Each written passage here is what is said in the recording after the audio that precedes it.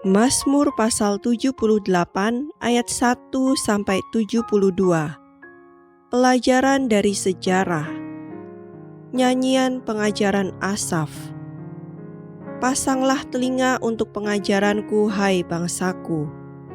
Sandengkanlah telingamu kepada ucapan mulutku. Aku mau membuka mulut mengatakan amsal. Aku mau mengucapkan teka-teki dari zaman purbakala, yang telah kami dengar dan kami ketahui, dan yang diceritakan kepada kami oleh nenek moyang kami. Kami tidak hendak sembunyikan kepada anak-anak mereka, tetapi kami akan ceritakan kepada angkatan yang kemudian. Puji-pujian kepada Tuhan dan kekuatannya, dan perbuatan-perbuatan ajaib yang telah dilakukannya. Telah ditetapkannya peringatan di Yakub, dan hukum Taurat diberinya di Israel.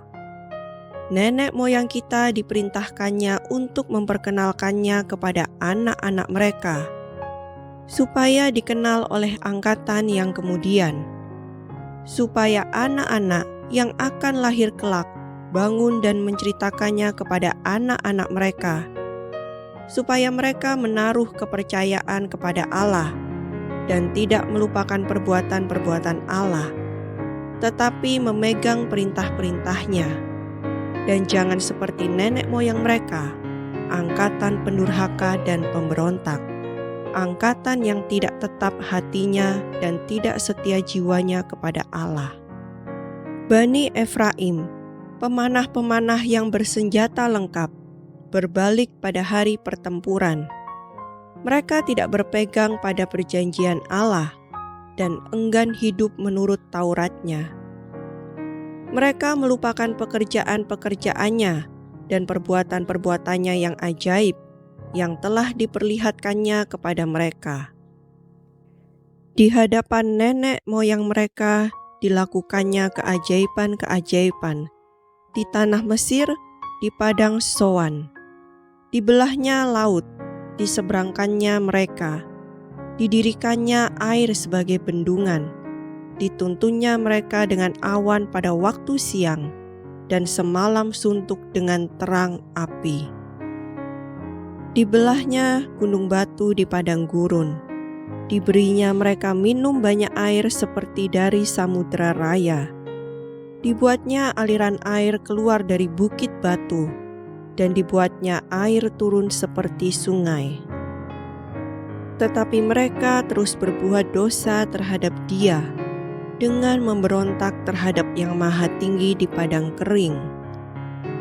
Mereka mencobai Allah dalam hati mereka dengan meminta makanan menuruti nafsu mereka.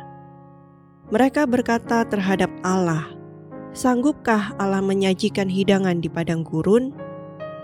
Memang Ia memukul gunung batu, sehingga terpancar air dan membanjir sungai-sungai. Tetapi, sanggupkah Ia memberikan roti juga, atau menyediakan daging bagi umat-Nya? Sebab itu, ketika mendengar hal itu, Tuhan gemas. Api menyala menimpa Yakub, bahkan murka bergejolak menimpa Israel. Sebab mereka tidak percaya kepada Allah dan tidak yakin akan keselamatan daripadanya.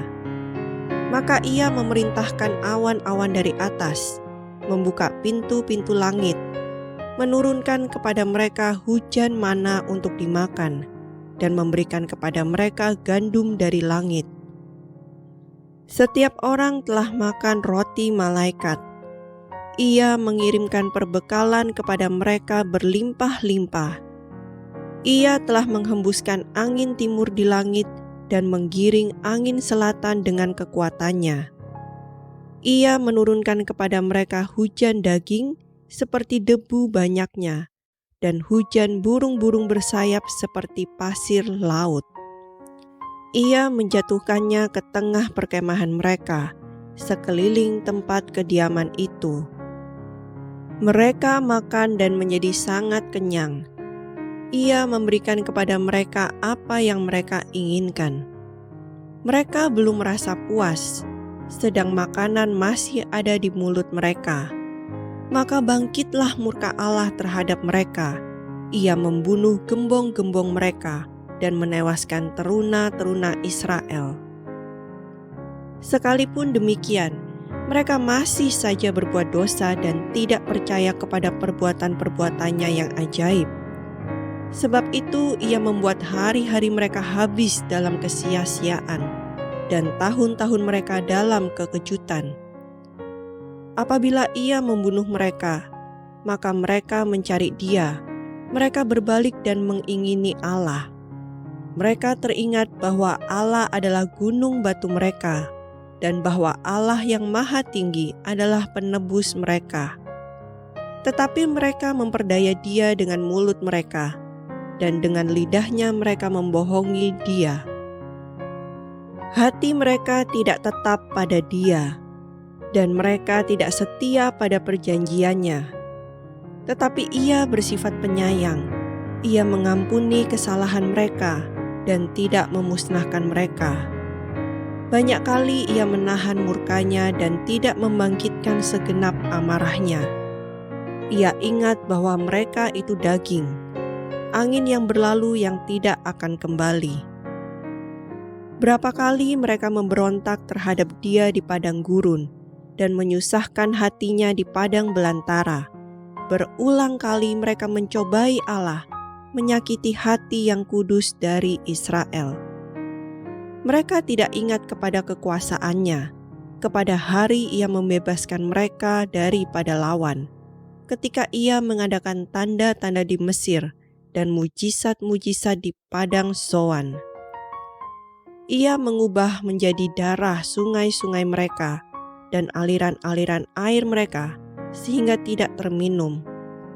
Ia melepaskan kepada mereka lalat pikat yang memakan mereka dan katak-katak yang memusnahkan mereka.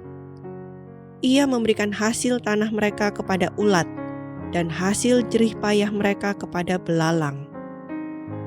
Ia mematikan pohon anggur mereka dengan hujan batu dan pohon-pohon ara mereka dengan embun beku. Ia membiarkan kawanan binatang mereka ditimpa hujan es, dan ternak mereka disambar halilintar. Ia melepaskan kepada mereka murkanya yang menyala-nyala, kegemasan, kegeraman, dan kesesakan, suatu pasukan malaikat yang membawa malapetaka. Ia membiarkan murkanya berkobar. Ia tidak mencegah jiwa mereka dari maut. Nyawa mereka diserahkannya kepada penyakit sampar. Dibunuhnya semua anak sulung di Mesir, kegagahan mereka yang pertama-tama di kemah-kemah Ham. Disuruhnya umatnya berangkat seperti domba-domba. Dipimpinnya mereka seperti kawanan hewan di padang gurun. Dituntunnya mereka dengan tentram, sehingga tidak gemetar, sedang musuh mereka dilingkupi laut. Dibawanya mereka ke tanahnya yang kudus, yakni pegunungan ini yang diperoleh tangan kanannya. Dihalaunya bangsa-bangsa dari depan mereka, dibagi-bagikannya kepada mereka tanah pusaka dengan tali pengukur, dan disuruhnya suku-suku Israel mendiami kemah-kemah mereka itu. Tetapi mereka mencobai dan memberontak terhadap Allah yang Maha Tinggi, dan tidak berpegang pada peringatan-peringatannya. Mereka murtad dan berkhianat seperti nenek moyang mereka, berubah seperti busur yang memperdaya.